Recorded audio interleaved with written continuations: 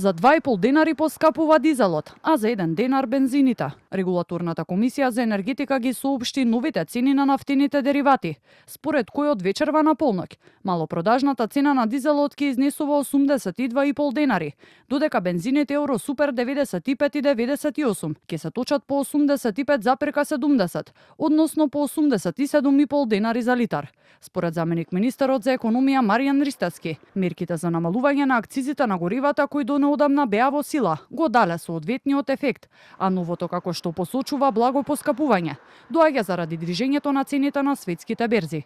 Во меѓувреме утре се очекува Државниот завод за статистика да ги објави податоците за јунската инфлација. Премиерот Мицкоски претходно изјави дека очекува инфлацијата да биде пониска од изминатите месеци, откако во април изнесуваше 5,7%, а во мај се намали на 4,8%.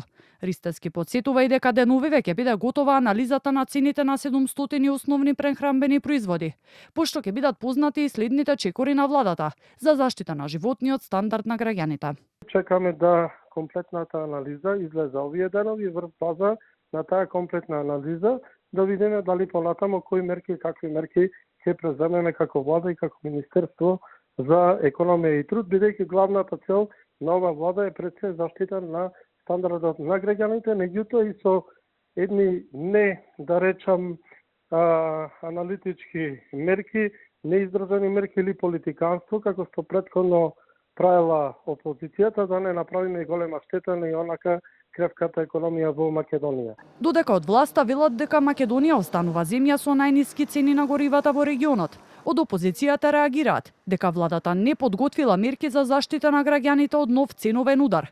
Од СДСМ сметаат дека поскапувањето на цената на горивата може да повлече и повисоки трошоци за транспорт, храна и други производи.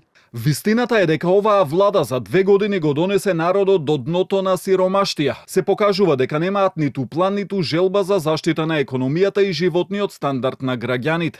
Последиците од неспособната ВМРО граѓаните секој ден ги чувствуваат на бензинските пумпи, во маркетите и во своите празни паричници. Стои меѓу другото во реакцијата на СДСМ. Во соседна Грција пак, владата со големите трговски синџери и производители на храна се договори во текот на летото да нема нови поскапувања.